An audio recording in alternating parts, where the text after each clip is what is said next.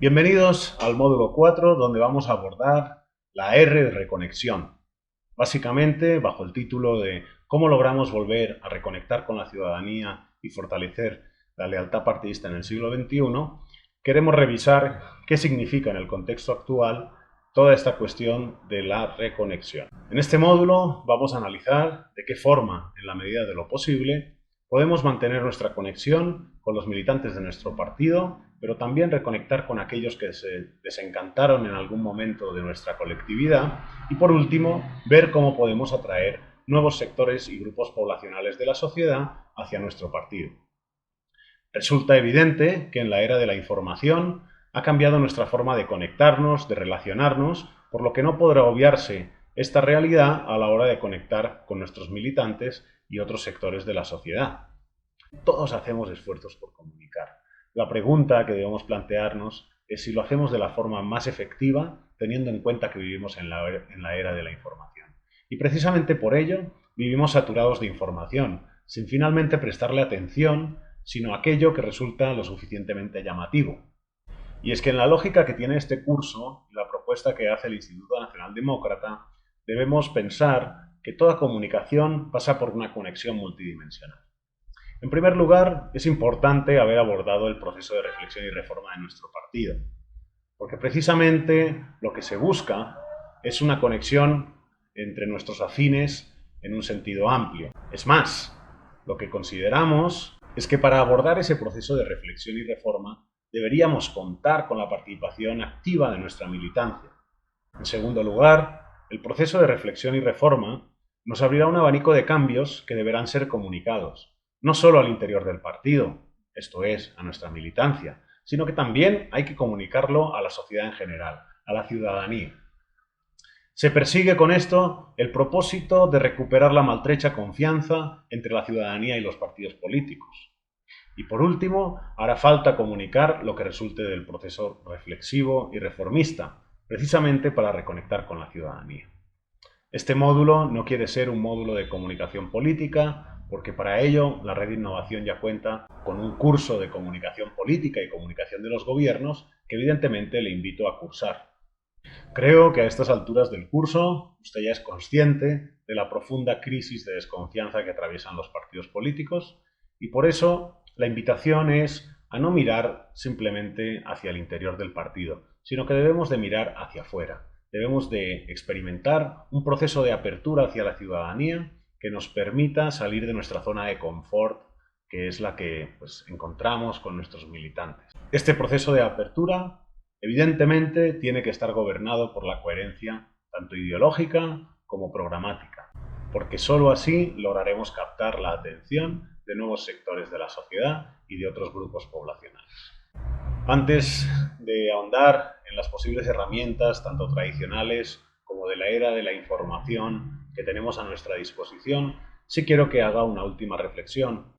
Y se trata de pensar cómo en otros momentos de la historia de nuestra colectividad fuimos capaces de lograr captar no solo la atención, sino de construir lealtad partidista por parte de muchos sectores de la sociedad. Sugerir que los partidos políticos están teniendo una crisis de modernidad sería claramente quedarnos cortos. La afiliación a los partidos, la participación electoral y la asistencia de los y las votantes a las urnas va en descenso en todo el mundo. Por otro lado, la apatía, el conformismo y la desilusión van en aumento. Y la combinación de estos factores y el crecimiento de las redes sociales ha permitido que los movimientos ciudadanos sean cada vez no solo más numerosos, sino más atractivos y más eficaces en este ejercicio comunicativo. En consecuencia, las instituciones políticas formales están batallando para ver de qué forma mantienen su relevancia.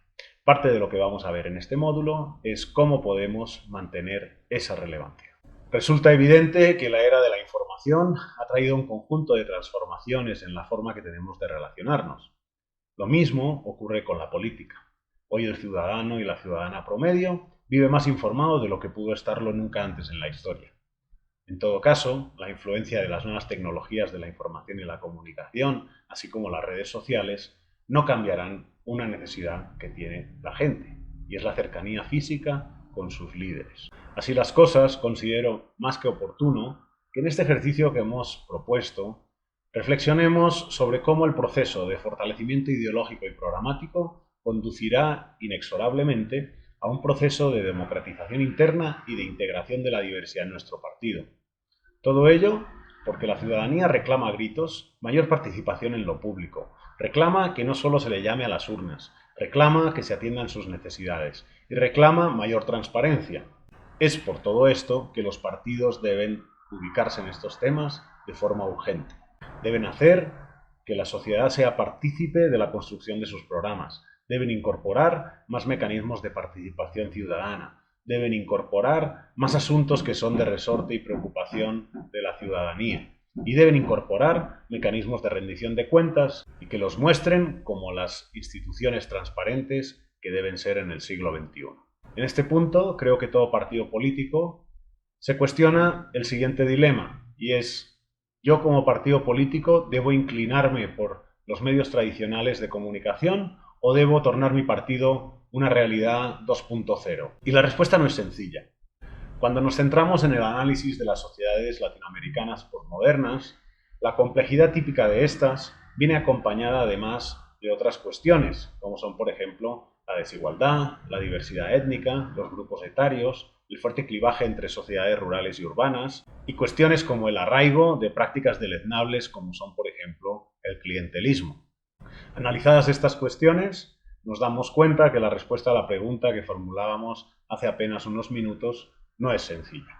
Requiere de un esfuerzo de nuestra colectividad que no puede depender únicamente de nuestro departamento de comunicaciones, sino que requiere de una conversión de nuestra colectividad hacia la apertura a la ciudadanía, de una transformación de nuestra colectividad que persigue recuperar esa función de intermediación de la que tanto hemos hablado a lo largo de este curso. La primera de las conclusiones a la que creo que podemos llegar es que hay que pensar de qué forma podemos trasladar tanto nuestra ideología como nuestros valores, como nuestros programas y propuestas en función de a quién nos dirigimos.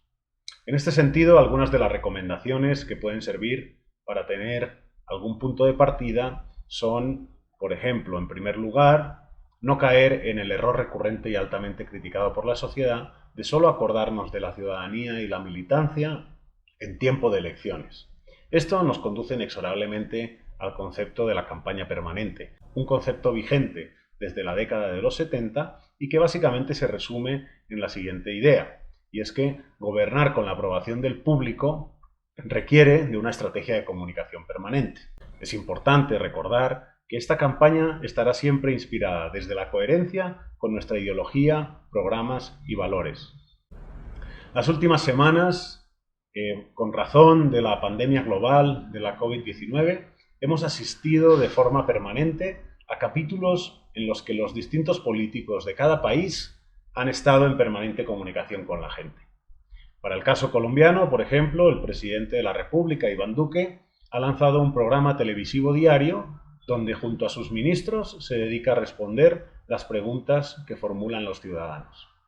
De la misma forma, la Alcaldía Mayor de Bogotá cuenta en el espacio de Canal Capital con un programa para la alcaldesa mayor de la ciudad de Bogotá, Claudia López, donde ha estado no solo exponiendo cuáles son las medidas que se están tomando en la ciudad, sino buscando, con esa exposición permanente, con esa comunicación permanente, generar un sentimiento de pertenencia en la ciudadanía respecto de cuáles y cómo se están tomando las medidas en la ciudad.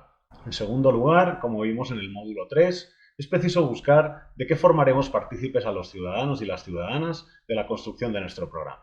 Para ello, es preciso tener canales tanto tradicionales como virtuales abiertos de forma permanente para escuchar a la ciudadanía.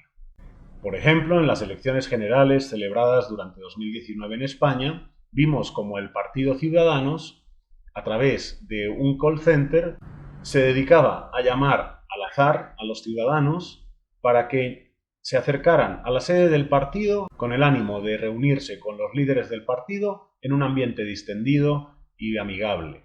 De esta forma, los ciudadanos podían poner sobre la mesa propuestas para el programa del Partido Ciudadanos, o en el caso que esas propuestas ya estuvieran incluidas en el programa, precisamente servía para mostrarle que Ciudadanos era el partido que ya había tenido en cuenta esa necesidad que tenía como ciudadano. Ejemplos de espacios con un fuerte componente virtual donde se captan las demandas de la ciudadanía, por ejemplo, lo protagonizó en su momento el hoy expresidente de los Estados Unidos, Barack Obama.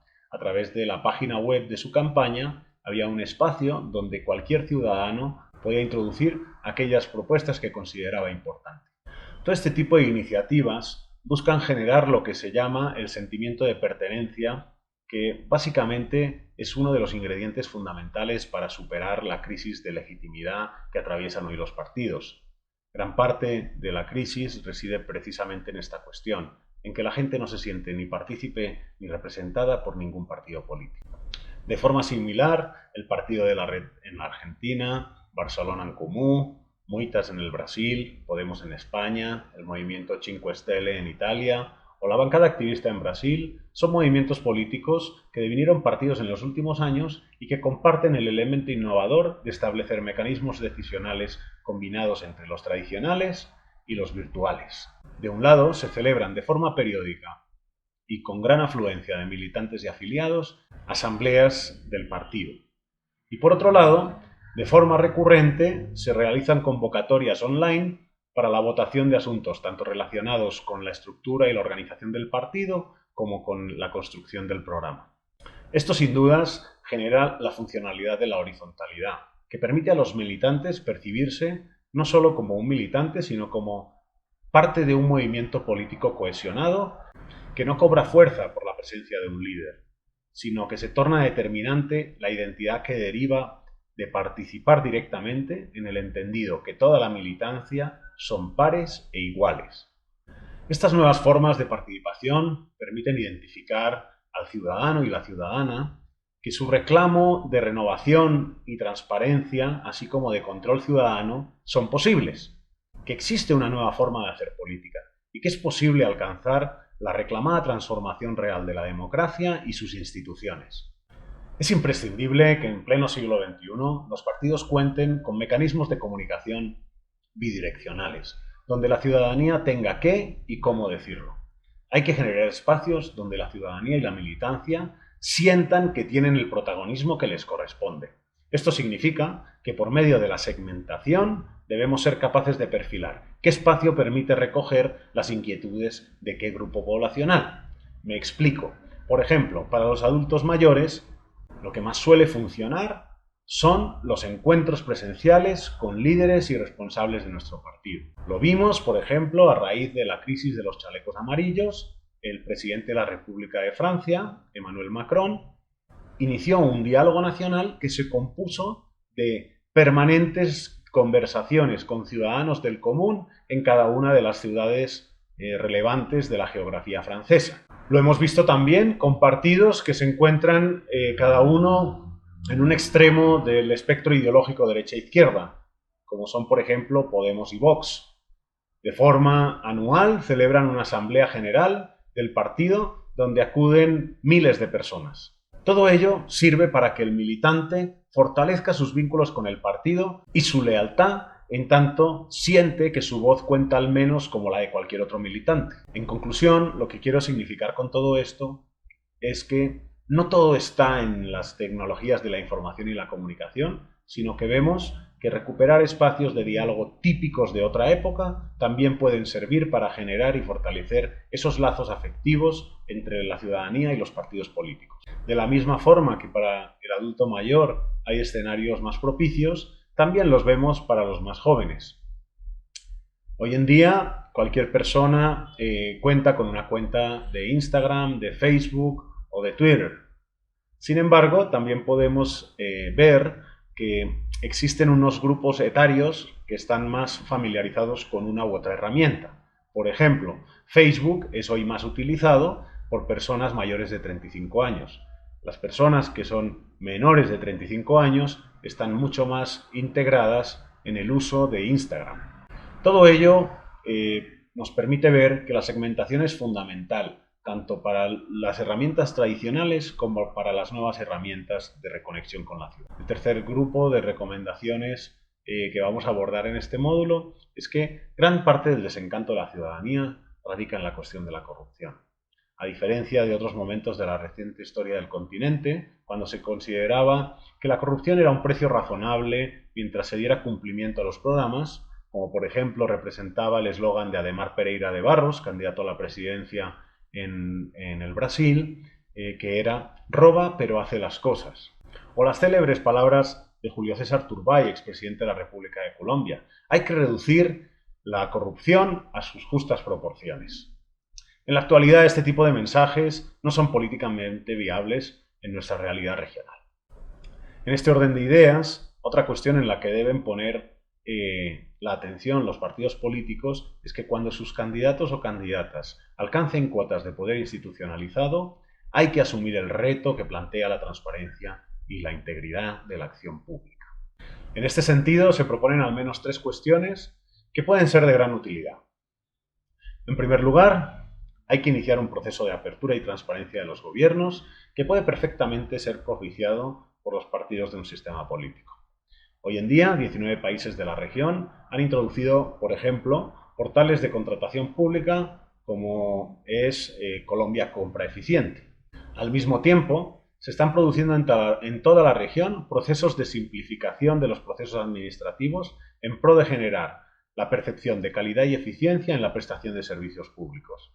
Hemos asistido recientemente, por ejemplo en Colombia, a la reforma del Sistema General de Regalías, que nos permite creer en un mejor desempeño de estos recursos, otrora asignados bajo la discrecionalidad absoluta de gobernadores y alcaldes. Estos son ejemplos que nos permiten comprender el alcance que nos brindan las tecnologías de la información y la comunicación y cómo podemos introducirlos en las realidades partidistas. En este sentido, la bancada activista emplea la aplicación Voto Legal, que habilita la recolección de fondos solo de personas naturales, realizando una verificación de la procedencia de esos dineros y el reporte directo a las autoridades electorales. De forma similar, Muitas emplea EVOE para el recaudo de donaciones a cada uno de sus candidatos y candidatas. Otro ejemplo de cómo el empleo de las tecnologías de la información y la comunicación puede fortalecer la transparencia y la participación de la militancia, la protagoniza el partido Podemos por medio de Agora Voting o la Unión Demócrata Cristiana alemana a través de la plataforma CDU+. Estas herramientas se emplean tras la discusión de una propuesta programática o legislativa, invitando a la militancia a votar.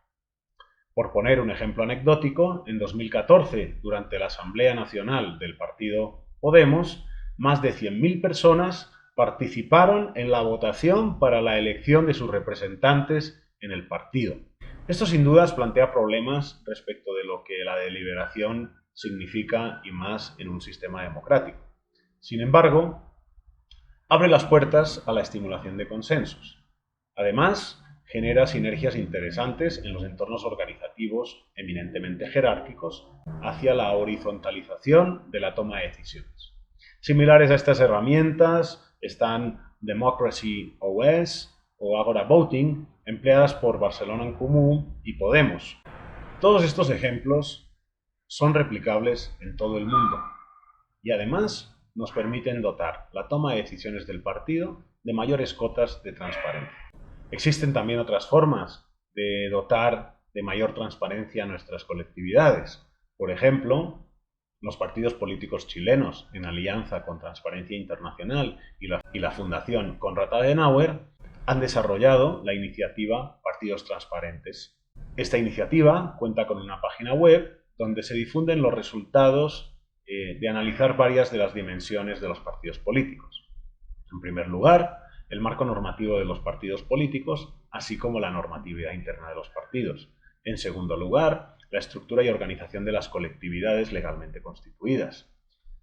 En tercer lugar, las autoridades y representantes de los partidos.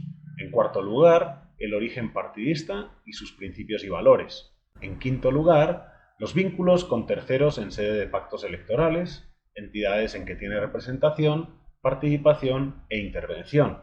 Y finalmente se analiza la financiación del partido. Todo ello permite construir lo que se ha denominado el índice de transparencia en los partidos políticos en Chile. Siendo un proyecto de libre consulta por parte de la ciudadanía, permite al ciudadano promedio analizar qué tan coherentes son con sus mensajes los partidos en términos de transparencia y de rendición de cuentas. Un segundo asunto está relacionado con la modernización de los partidos. Esta modernización implica renunciar a esquemas de organización donde todos los funcionarios de nuestro partido político responden a cuotas de los distintos congresistas del partido. La modernización requiere del desarrollo de estructuras profesionalizadas que persigan la defensa de la ideología y el programa. Solo cuando esto ocurre, el partido como institución se vuelve creíble para la ciudadanía. Además, la modernización de los partidos políticos requiere de la introducción, como decíamos, de herramientas digitales, pero también analógicas, que permitan la participación de nuestros afiliados y militantes en la toma de decisiones y en la construcción de nuestro programa. A pesar de las facilidades que existen hoy, habida cuenta de las tecnologías de la información y la comunicación, lo que vemos es un retroceso en la capacidad de adaptarse de nuestros partidos a la era digital. Para poder sobrevivir, será necesario que los partidos se ajusten al cambiante clima social y político. Los recientes avances en la tecnología informática, la interconectividad y el acceso a Internet han demostrado ser un poderoso instrumento para el cambio y la transformación. Las redes sociales han estado en el primer plano de muchos movimientos políticos alrededor del mundo y, por lo tanto, los partidos deben estar preparados para el uso sostenido y eficaz de la Internet. Las redes sociales ofrecen una herramienta gratuita para que los partidos lleguen a millones de potenciales votantes. Sin embargo, no es tan sencillo como abrir una cuenta y dejarla correr. Las redes sociales requieren de trabajo diario y es necesario comunicarse a través de la plataforma preferida por el público al que se desea llegar. Las personas quieren escucharlos en donde ellas se reúnen, no en donde usted quiera encontrarlos. De la misma forma, desarrollar culturas que introduzcan mecanismos de participación directa, como los que hemos mencionado y que habilitan las TIC, deben ser adoptadas por los partidos. La ciudadanía está deseosa de participar y es por medio de estos escenarios y estas herramientas que se pueden abrir canales de reconexión, como ha hecho, por ejemplo, la democracia cristiana alemana, como lo ha hecho el partido Podemos, la bancada activista en el Brasil, o Muitas, o el movimiento 5 Stelle en Italia. Por último, es importante que los partidos y los gobiernos de la región se abanderen de propuestas de políticas públicas claras y cuyo rendimiento sea medible. Utilizando de nuevo el caso colombiano, hoy en día la brecha de implementación de cualquier programa en Colombia es abismal. No se puede comparar la cobertura de salud pública en la ciudad de Bogotá y en el municipio de Barbacoas, Nariño. Por eso es importante que las formas de medir sean muchísimo más sofisticadas. La inmensa mayoría de políticas públicas en el país y en la región se miden básicamente con indicadores de resultado en lugar de indicadores de impacto. Y eso mismo ocurre con nuestros partidos políticos. Solemos medir si se hizo tal capacitación, tal rendición de cuentas o si se celebró tal evento. Sin embargo, no se ahonda en el impacto que derivan de estas acciones partidistas. Orientar las acciones del partido hacia la obtención de resultados e impactos medibles debe ser un elemento fundamental que guíe el quehacer diario de nuestras colectividades. Espero que con este módulo hayan podido aclarar muchísimo más qué es lo que entendemos como proceso de reconexión en el marco de este curso. Nos vemos en el próximo video. Muchas gracias por su atención.